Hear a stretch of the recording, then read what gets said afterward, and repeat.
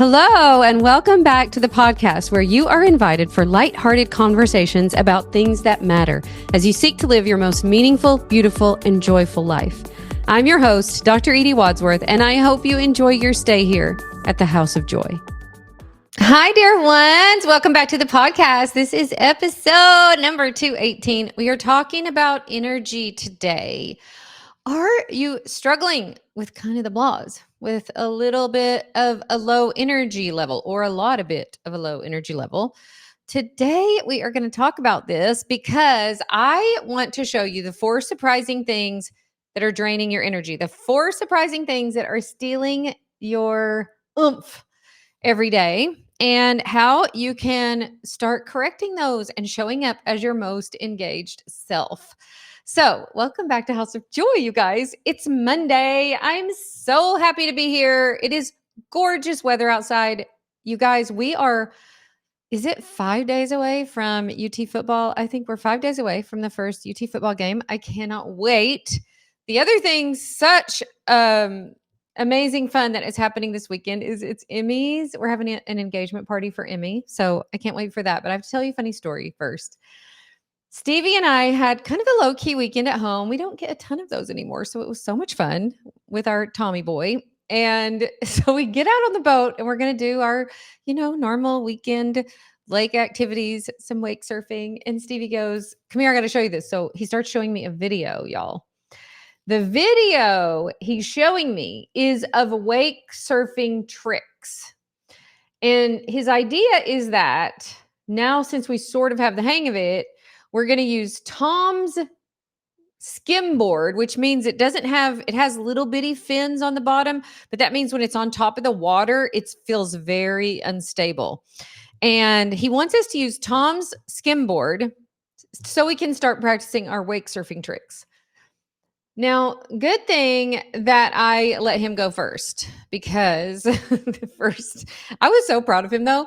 He gets up on there and literally within the first 5 seconds is trying to make a jump. I'm like, is that not a more advanced trick? Because I'm not starting out. I'm not going to be trying to jump on the surfboard. And then he does some trick called an ollie where you turn the whole board. And I was completely impressed and also terrified because I'm like, he is going to be expecting me to try these tricks. The thing of it is, what had happened was, as soon he did his little trick and then he got back into place and then must have caught some kind of edge and then face planted. I was like, yeah, I spent all last summer face planting with a terrible sinus infection. I do not want to be face planting. But anyways, I did agree to try it. I will say this. It feels like the whole time that you're on this board, it feels so unstable. Like at any minute you could face plant, but I actually surfed for quite a long time and I did little movements, like little versions of what he was trying. And when then I finally kind of gave it my all, I face planted and got way too much water up in my sinuses. I tried it twice more. So thrice that I face planted yesterday. I'm not trying those tricks again. I'm just going to stick with my regular wake surfing, but it brought me to when we got back into the house. We had surfed the day before. We'd had a, kind of a busy week last week getting back into the groove of things. And when we got back in from wake surfing, I laid down in bed and dozed off. And when I woke up from my tiny little nap, I was like, oh my gosh, that was more tiring than I thought. And we were both talking about oh yeah, we had a hard week working out. And then we spent the weekend being really active and we were both really, really tired. But because I had been prepping for this podcast, I'm like, well, we have a good reason to be tired. We've been fully living it out. We've been trying to do wake surf tricks. But I want to talk to you because I know I can remember a time when I would not have had the energy to even spend the weekend doing something like that. And really, the point that I am at in my life, and I'm sure so many of you can relate, is I want to have the energy for what matters to me. I want to have the energy to show up to my marriage. I want to have the energy to show up for my grandbabies. When I keep my grandbabies on Fridays, you guys, listen, keeping babies safe and engaged and having fun for 10 or 12 hours is no joke. And I want to be able to bring my A game to that. I want to be so engaged and present with them. When I'm doing something with my business, I want to be fully bring my best self, my most engaged self to that. And that requires a lot of energy. And what I didn't realize back then when I really, really struggled with this is back when I felt heavy and tired all the time. So just raise your hand wherever you're listening to this and tell me if you feel the same way. Like I literally felt heavy, like everything I did. And I've had my clients say this, and I know exactly what it feels like. It feels like you're kind of walking in quicksand and everything feels hard. I was also recently talking to my daughter Emmy about this. There's a podcast coming out later this week, and it's all about that. And it's so, so good.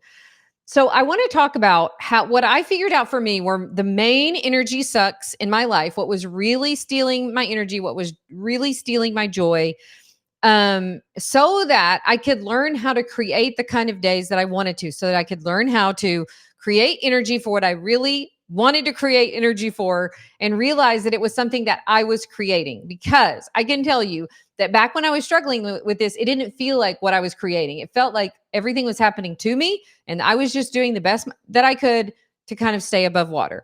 But I promise you that this is something that you do have control over. And if you don't like the way you're experiencing your life, you don't like your current energy level, this is definitely something that you can work on no matter what is going on in your life. There are definitely seasons of life where I feel like my energy, especially, going through hormone changes where it kind of waxes and wanes. But for the most part, I am amazed most days at how good I feel and how much energy I have to do what really matters. So think about what really matters to you.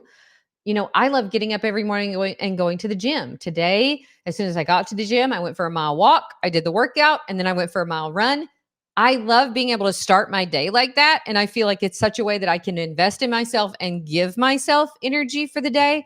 But if that is not currently how you're experiencing, I want to share with you some things that are draining your energy. Number one, I have four. Number one, your thoughts and beliefs. Your thoughts and beliefs, the thing that you are focusing on in your life, the sentences that you are saying over and over in your head every day are either giving you energy or taking energy away. They're also either giving life or taking life away. So I want you to think about the main thoughts and beliefs that you have about yourself, that you have about your life.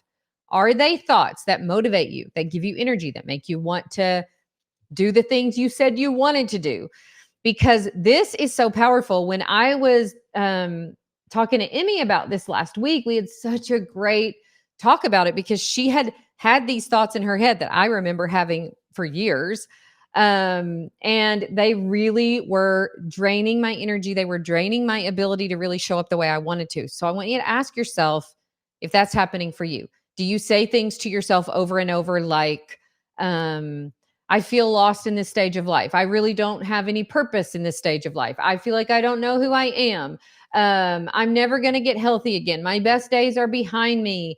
I feel like I don't know, what I'm really called to do in this season of life. And I think this is so common for us, especially in the second half of life, in the middle of life. We get to this place where we do question all of these things. And it's fine. Your brain is going to offer you tons of thoughts, but the ones that you focus on, the ones that you allow yourself to say over and over and over again, are either going to drain your energy or give you energy. The other thing that I think is so powerful is that if you don't give your brain something inspiring and motivating to think about, it will always default to the worst thing. That's why it's so important to set goals for yourself, to have intentions for your life, to decide what does matter to me. What do I want to show up for? What do I want my life to look like on a daily basis? And doing that, setting some goals, remembering what you really want, creating some desires for yourself, like what is it that I want my life to be about, and focusing on that gives you so much more meaning and purpose and even joy throughout your day. So ask yourself, what are the thoughts and beliefs that I'm thinking over and over and over again? And are those giving me energy or taking my energy away? Second thing is your relationship patterns. This is so important for us women in midlife, you guys. So often we are in patterns of people pleasing. We are in patterns of delegating our emotional lives to someone else. We look to our spouse to see, should I be in a good mood? Should I not be in a good mood? We look to our kids to see, am I okay right now? Because are they okay right now? Should I be okay right now? And we're always delegating our emotional life to someone else. I promise you, if you do that, it's going to be very draining because you're going to always feel like you're always going to be experiencing your life in a way that you're not deciding. You're always going to be experiencing it probably somewhat negative. I remember always taking the temperature. Like Stevie would come home from work and I would be like, oh, should we be? I wouldn't set the temperature. I would kind of wait to see, or how's Tom feeling after school, instead of deciding, no, this is the experience that I want to have right now. And I can set the temperature instead of always trying to figure out what everybody else wants from me or needs from me. And then resenting them when I'm the one who could have taken charge of that. So if you're always delegating your emotions out to other people, it is very draining to live like that because you tend to live with a lot of resentment. And when you've got all of these negative thoughts and negative emotions swirling around in you all the time, that will take up so much of your life's energy. You won't have time for the things that really matter. You won't be able to create the energy you want when you get to that day of the week or that event in your life where you really want to show up powerfully. So I want you to ask yourself, are the way you are experiencing relationships, specifically ways that you're delegating your emotional life to those relationships, how is that contributing to your drain of energy in your own daily life? The third thing is your stress response. Now, I grew up with a lot of trauma, and so I have a very powerful fight or flight response that I have had to learn how to regulate over the years, really learning to regulate my nervous system so that I'm just not all the time in fight or flight. Because if you want to know something that will drain your energy so fast, it's being triggered all the time, your fight or flight response being triggered, and then you having to spend time during the day to calm your nervous system, to regulate yourself. That is such a drain on your daily energy. And so recognizing, first of all, with compassion that you're doing that.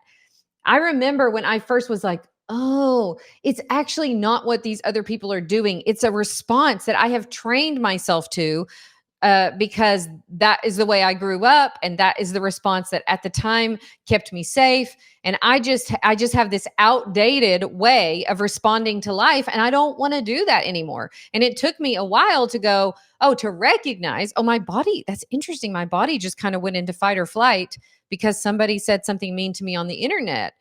And just having curiosity about it and learning how to regulate yourself and calm yourself to the point where eventually you don't have those trigger responses. You don't get so easily rejected or offended or all the things that would set that alarm off in your body. So where are these alarms going off for you that are consuming so much of your energy? Because literally, if you're going to go into fight or flight and your heart rate's going to be up and you're going to experience a lot of worry and stress and anxiety, that is going to consume a lot of your life's energy, and you're not going to be able to show up the way that you want. The fourth area where I feel like we get this profound energy drain is in our daily habits. So ask yourself, what's my habit around sleeping and waking? Do I have good routines for myself? What are my habits around food and drink? What are my habits around movement? Am I getting enough movement each day?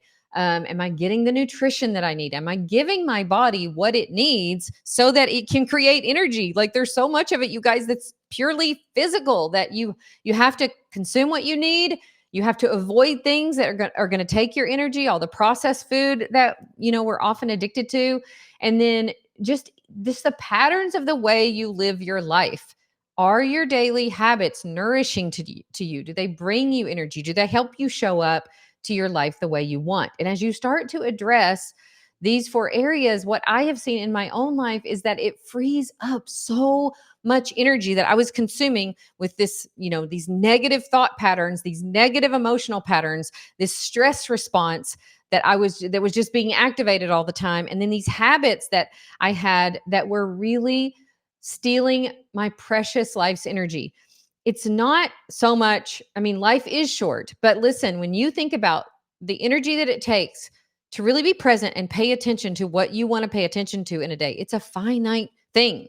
And if you're consuming it in all of these ways that you don't mean to, you'll end up living your life in a way that feels like you're always at the effect of what is happening around you instead of you affecting your own life in the profound, positive, powerful way that you want to.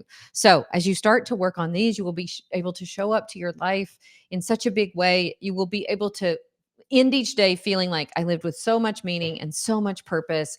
I really showed up the way I want to my life today. So, I hope that helps you figure out maybe what areas are stealing your energy, are stealing, your precious joy in your life, and decide what simple steps you can take to make a big difference for yourself. So, thank you so much for joining today. I do want to let you know that we have a workshop coming up, you guys. We run 4 of these workshops per year.